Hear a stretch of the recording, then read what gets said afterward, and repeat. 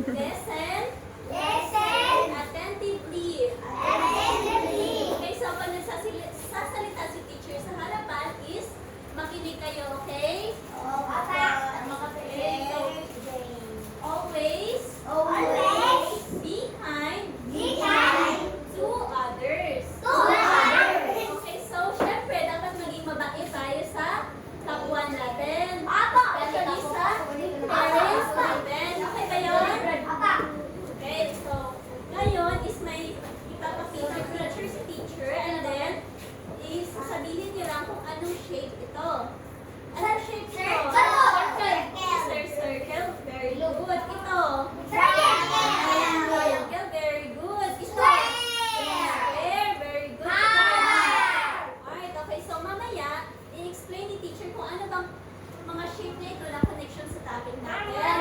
So, babasahin muna natin ang learning objectives natin. So, basahin natin lahat at the end of the students will be able to know what symmetry and asymmetry is and define them in their own words. E. Sort and classify a given set of shapes, pictures, or objects as their symmetrical or asymmetrical. And C. Identify the difference between symmetry or balance or matching sides and symmetry or uneven or mismatched sides. Okay, so ngayon is mag-proceed na tayo sa topic natin. Bakit man? Dito ka na lang, o palit ka na upuan. Huwag kayo mag-away. Upo ka na lang dyan.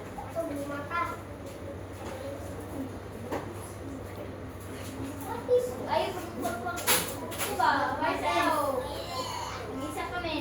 Okay, so dito na tayo sa topic natin. Ay, upo ka na maayos. Upo na maayos. Okay, very good. Dapat makinig kayo kay teacher, ha? Kasi ang makikinig may prize. Kung hindi kayo makikinig, wala kayong prize. Secret.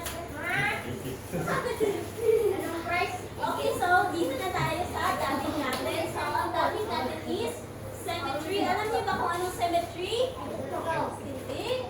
Okay, so symmetry is when you can divide an object, shape, or picture into two or more parts that are exactly the same and are mirror images of each other. So, pag symmetry, alam mo ba ang symmetry?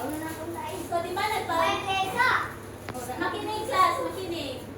So, di ba nagpakita ko ng picture?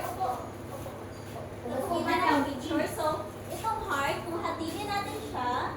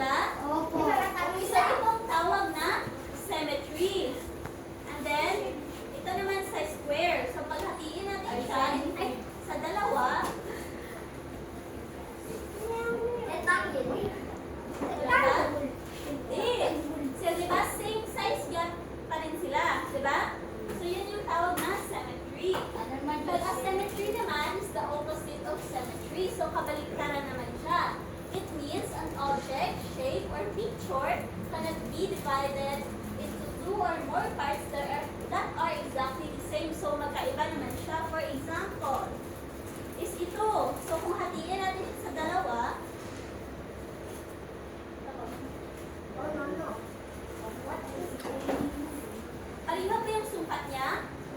Di ba hindi? Kasi di ba mas malaki sa kabilaan, maliit sa kabila. So di ba? Hindi sila pareho ng size. So yan yung tawag na asymmetry. So ito naman, other example.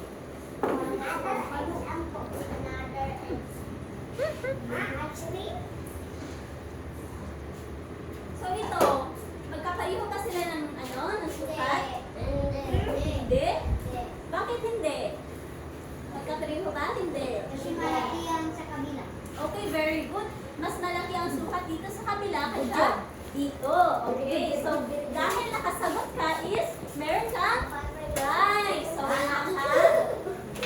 Igiting praise. ikaw? So very good. So since tapos na tayo, naiintindihan niyo na ba kung anong symmetry and Okay, so may another activity naman si teacher. So, i-group kayo sa dalawa. Kayo, magka-grupo kayo. Ikaw dito ka, and then kayo, dito kayo. So, hawakan niyo na. Tapos, What is this?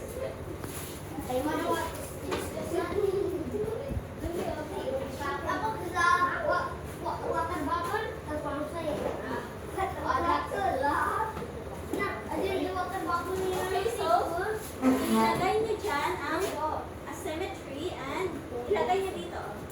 Ilagay niyo dyan, and then, ito naman is ilagay dito. Ano yun? Ito, ilagay niyo siya dito. Oo, dito. Ilagay niyo. Yan. Ilagay niyo na. Mag-participate kayo dito, class. Kaya dito kayo.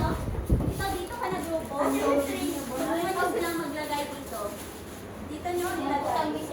Dito naman, pasok ko siya dito. Ilagay nyo.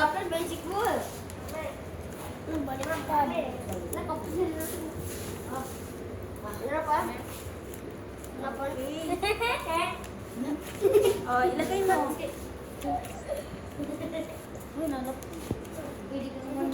Participate ka ka. Ibaba ang Okay, so tapos na ba? Okay, so very good.